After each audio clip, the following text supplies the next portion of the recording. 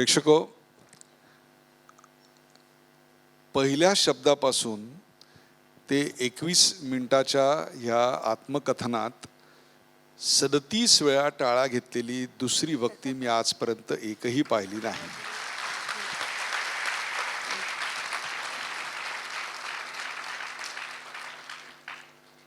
अंधाराला प्रकाशाचं कोंदण लागतं ना, ते हे कोंदण आहे.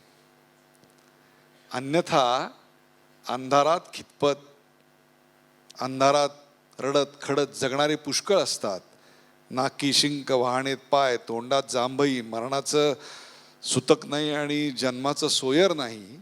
जन्माला का आलो हे माहीत नाही, मृत्यू का झाला हे माहीत नाही. असं असताना जे आज आपल्या समोर आलं त्याला मी फक्त एकच म्हणेन की ज्या कोणाचा मंत्रावर किंवा स्तोत्रावर विश्वास असेल अथवा नसेल, आज हे 21 मिनिटाचं मंत्र किंवा स्तोत्र पठण तुमच्यासमोर अनगानी केलेलं आहे.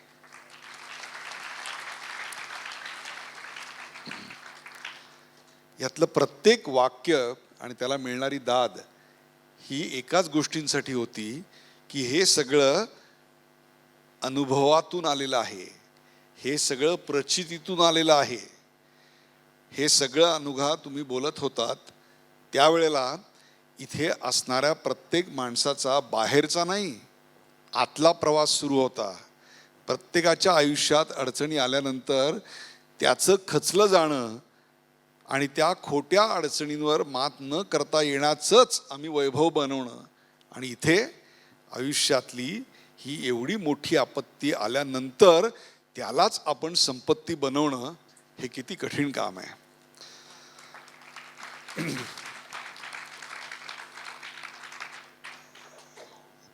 आयुष्याच्या बघण्याचं पुस्तक बंद करावं लागलं त्यावेळेला पहिले काही क्षण अनघा निराशेचे गेले असतील ना? हो, खरंच. कारण म्हणजे मी तुमच्या इतकी अनुभवी निश्चित नाही, पण पत्रकारितेत असल्यामुळे पहिल्यापासून आपल्याला पेपर वाचायची सवय असते ना. सगळ्यात पहिली चुटपुट लागली ज्या दिवशी हॉस्पिटलमधनं घरी आले, त्याच्या दुसऱ्या दिवशी दार उघडून हातात पेपर घेतल्यावर मला एक सेकंद कळलंच नाही काय करू.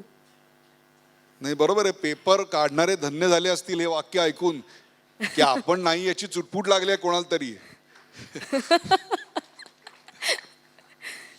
पण अर्थात चुन्न झाले, कारण खूप डायरी लिहायची सवय होती, सतत लिखाण करायचे, सतत वाचन खूप होतं असं नाही, पण ती सवय असते ना पुस्तकांची. कंटाळा आला की आपण पटकन ते उघडतो, वाचतो.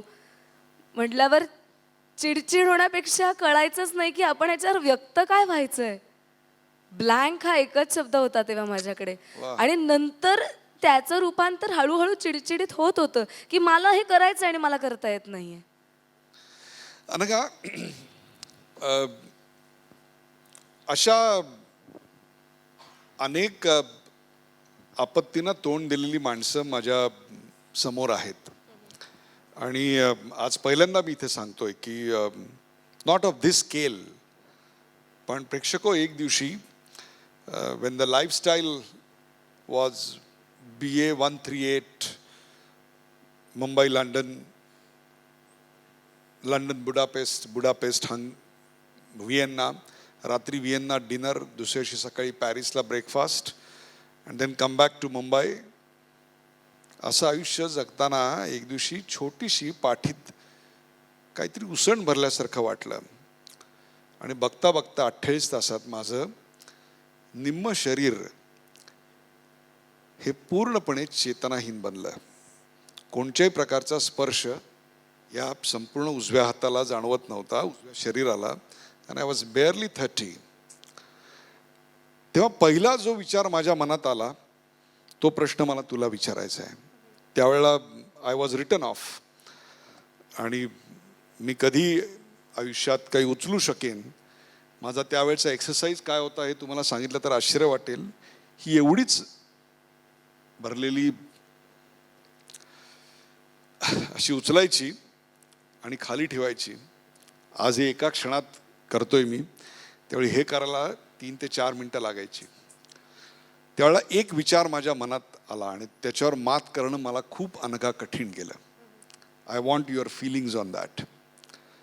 व्हाय मी? हे माझ्याच नशिबी का असं प्रत्येकाला वाटतं. तुला असं कधी वाटलं नाही की हे माझ्याच नशिबात का? मी काय घोडं मारलं होतं की मलाच हे व्हावं? मी काय कोणाचं वाईट केलं होतं? How did you overcome this? Sir अतिशयोक्ती वाटेल पण हा विचार माझ्या मनात आजतागायत एकदाही शिवलेला नाही. क्या बात है. खरंच नाही. कदाचित मला नाही माहिती, लहानपणापासनं आजी बाबा या सगळ्यांनी पुढे गुरूंनी जी ज्ञानेश्वरी दासबोध ही सगळ्या गोष्टी मनात मुरवल्यात ना, त्यावेळेला ही एकच गोष्ट माझ्या सदोदित मनात यायची. गोंदवलेकर महाराजांचं एक वाक्य होतं की सुख समोर येतात तेव्हा म्हणता का हो तुम्ही वाय मी? वा वा वा.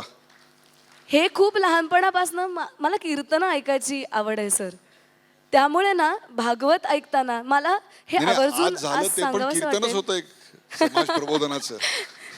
मला आवर्जून हे सांगावंसं वाटेल की माझा डेंग्यूहून मी चेन्नईला शंकर नेत्रालयाला जाऊन परत आले आणि अवघे अगदी हॉस्पिटलमधनं येऊन जेमतेम 8 दिवस झाले होते आणि त्याच्यानंतर आमच्याकडे पार्ल्यात भागवत होतं.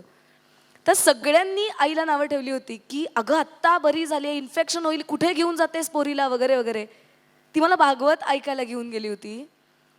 मला त्याच वाक्यांनी अजून उभारी दिलेली आहे सर, की त्यात त्यांनी गोष्ट सांगितली होती की संकट आली ना की त्याच्यावर कृष्णाचं पाऊल पडलं की संकट सुद्धा देवमयी होतात, असं भागवतातली एक कथा आली होती त्याच्यात. तेव्हा मला असं वाटलं की काय कमाल आहे हे. कारण माझ्यासमोर तेच होतं, सगळ्या 100,000 सगळ्या डोळ्यांनी तो नागफणा काढून उभा होता संकट घेऊन. पण मग वाटलं आपल्या सकारात्मकतेला कृष्ण का नाही करायचं? त्याचं पाऊल त्या संकटावर ठेवता येईल ना. अर्थात ते विचार दिवसागणिक येत गेले. त्या क्षणी फक्त एवढंच कळलं की हे आपल्याला काहीतरी सांगून जातंय. आणि तेव्हा बुवांनी एक वाक्य सांगितलं होतं की तुमच्या नकारात्मकतेची तृष्णा जे भागवतं तेच खरं भागवत. वाह वाह, क्या बात है. म्हणून कदाचित माझ्या डोक्यात हा खरंच नाही हा प्रश्न आला की वाय मी. मला असं वाटतं की सर इतके जण पाठीशी उभे होतो, मग तेव्हा मी का नाही म्हणत वाय मी. एक पहिली भावना जी अशा प्रकारची आपत्ती आल्यानंतर कोणाच्याही मनात स्वाभाविकपणे येते ती म्हणजे व्हाय मी. आणि त्यानंतर दुसरी भावना येते की ओके आय गिव्ह अप. मला नाही लढता येते. आणि एक क्षण असा येतो आयुष्यात की जो माझ्याही आयुष्यात आला जेव्हा मला सांगण्यात आलं की, आणि मी विलवर सही करायला जेव्हा घेतली आणि मला पेनाचं टोपण उघडता येईना उजव्या हाताने.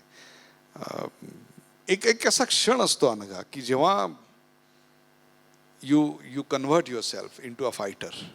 येस. आयुष्यातला हा क्षण कोणता होता? कारण त्या क्षणांचं आज ह्या मुलांच्या साक्षीनं मला औक्षण करायचंय. सांगते मी. फक्त तो क्षण उशिरा आला असं मी म्हणेन. म्हणजे आधी ऑडिशनच्या वेळेला पहिल्यांदा तो आला होता, जेव्हा मी म्हणलं ना मग हा वाक्य की त्या एका मोठ्या चॅनलच्या एका अधिकाऱ्याने मला सांगितलं की नाही करू शकत ग तू, तुझा परफॉर्मन्स उत्तम आहे पण तू काय करणार, डोळेच नाहीत तर, असं मला तोंडावर विचारलं. एका डॉक्टरांनी तोंडावर सांगितलं एक्सेप्ट करो ना नहीं दिखेगा. तुम्ही फक्त त्यांच्याकडे बघितलं म्हणजे आपको गॅरंटी आहे. ते 2 क्षण आणि त्याच्यानंतर सगळ्यात महत्त्वाचा क्षण, आकाशवाणीवर माझं काम सुरू झालं होतं पण तोपर्यंत लोकांना माहिती नव्हतं. मी घरी बसलेले असायचे आणि माझ्या आईचा केटरिंगचा व्यवसाय असल्यामुळे अनेक जण आमच्याकडे ओळखीचे अनोळखीचे येत असतात. तशा एक बाई आल्या आणि माझ्या शेजारी येऊन बसल्या. माझी त्यांची काहीही ओळख नाही सर, काही नाही. मी फोनवर गप्पा मारत बसले होते आणि 2-3 वेळा त्यांनी मला असं बघितलं असणार. मला विचारलं ए तुला एक सांगू का गं, हाच टोन ना सर. म्हटलं हां बोला ना काकू. तुला लाज नाही वाटत का गं, असली बसून राहतेस आणि तुझी आई कामं करते. म्हटलं म्हणजे नाही एक सांगते जरा बरं शिक, तरी नोकरी करणार का. म्हटलं करीन ना, काय जॉब आहे मला सांगा ना. रिसेप्शनिस्ट म्हणून काम करशील का. म्हटलं कुठं करायचं आहे. नाही आधी मी बघते तू शिकलीस कितपत, म्हणजे जरा 10वी बिवी झाली असतील तर ठीक, तर मी सांगते. सर मी काय उत्तर द्यायचं होतं याच्यावर, मला काहीही सुचत नव्हतं. राग येत होता खूप मनातनं, पण मला असं होतं की काय व्यक्त करू. मग मला म्हणाल्या की काहीतरी ब्रेल बिल तरी शिक, काठी घेऊन चालायला तरी लाग. अशा 100 गोष्टी त्या धाड धाड धाड धाड बडबडल्या. आणि सुदैवानं तेवढ्यात आमच्या घरी एक जण आले आणि मला माझं अभिनंदन केलं आणि मला म्हणाले, मस्त झाली अनघा मुलाखत. तर त्या अवाक झाल्या. त्या म्हणल्या हे मुलाखत म्हणजे, तर ते म्हणलं अहो ती म्हणजे हिची घेतली होती का. ते म्हणजे नाही नाही डोळे गेले म्हणून मुलाखत झाली का असं विचारलं त्यांनी. तर काका म्हणले अहो तिने मुलाखत घेतली आहे. तर त्यांनी मला अवाकून विचारलं तू काय करतेस. तेव्हा मी त्यांना सांगितलं मी आरजे आहे. आणि अचानक बदल अय्या आरजे मला सही दे ना. आणि मला असं झालं होतं की त्यावेळेला खरं सांगते सर की मला फक्त सणसणीत पेटवाविषयी वाटली होती वय सोडून. जोर का झटका धीरे से लगे.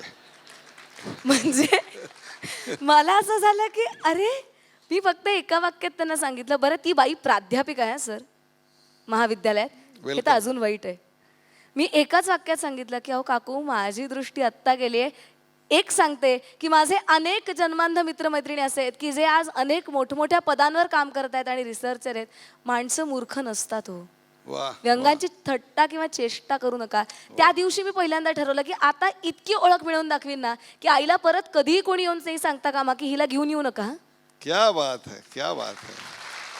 आता उलट सांगतात की हिला घेऊन या, आम्ही सांगितलंय की ही आमची मैत्रीण आहे. पण मला त्याचीही लाज वाटते की बाजार नका करू यार व्यंगाचा. एक अशी गोष्ट असते की जन्मांध हा एक गोष्ट आहे की जेव्हा तुम्ही प्रकाश पाहिलाच नसतो, परंतु आयुष्यातले अनेक रंग पाहिल्यानंतरच येणारं अंधत्व हे जास्त पेनफुल आहे.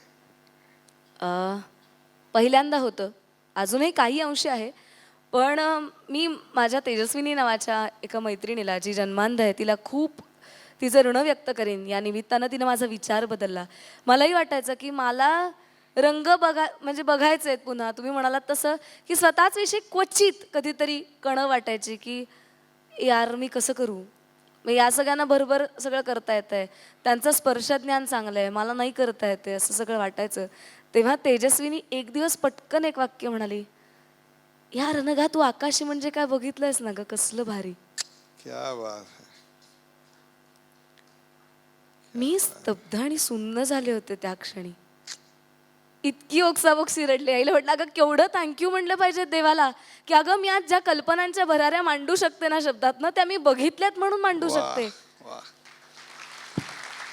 मला कळतं आकाशी म्हणजे काय, मला कळतं गुलाबी म्हणजे काय, मला कळतं लाल हिरवा पिवळा तांबडा शेड्स म्हणजे काय. मला रंग कळतात, मला फुलं कळतात, मला डायमेन्शन्स कळतात. त्यांनी बघितलीच नाही आहेत डायमेन्शन्स. वा वा मग मी बेटर नाही आहे का. वा. मी तेजस्विनीला 100 वेळा थँक्यू म्हणते. एकच प्रश्न विचारला होता, म्हणते तेजू आभाळ तू तुझं मोठं आहे का माझ्यापेक्षा.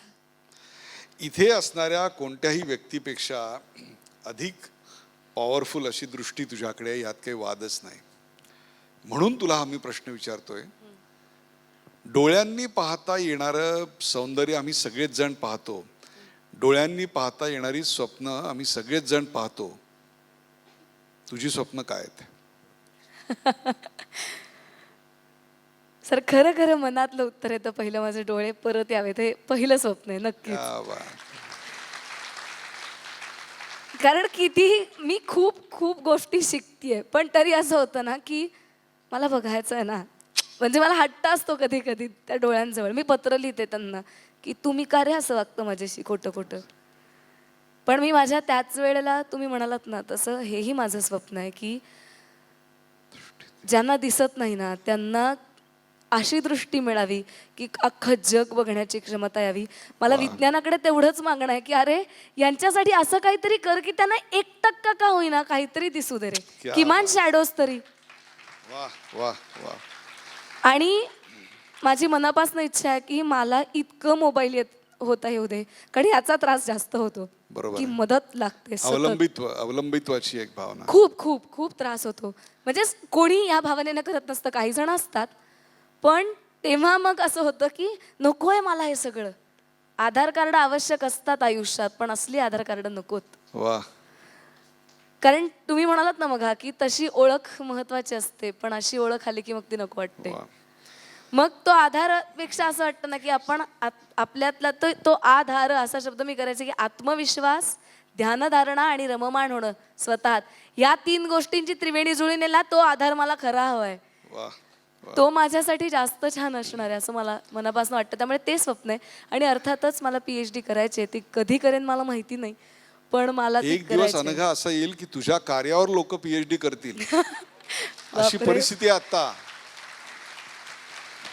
नाही, मला एक मला गाणं माहिती. आठवतंय, काय माहितीये का, आजकाल लढीवाळ गाणी फार कमी ऐकायला मिळतात, म्हणून ते गाणं आठवेल काही इथे मंडळींना. देव जरी मज कधी भेटला, काय हवे ते माग म्हणाला,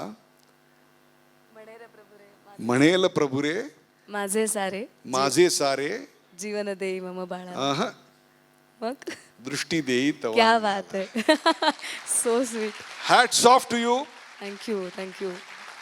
आज मी तुझा हात हातात अशा करता घेणार आहे की आज ज्या ज्या व्यक्तीला आयुष्यात आपण हरलो असं वाटत असेल, त्यांनी तिच्याशी शेकहँड जरूर करावा. बघा, आयुष्याची थरथर थांबलेली असेल. You are simply great, outstanding. Thank you so much.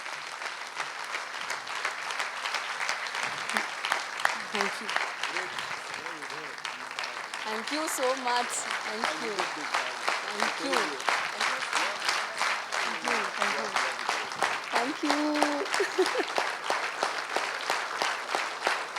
प्रत्येकाने बोललीस, तुला खरं सांगतो. Thank you sir. Amazing.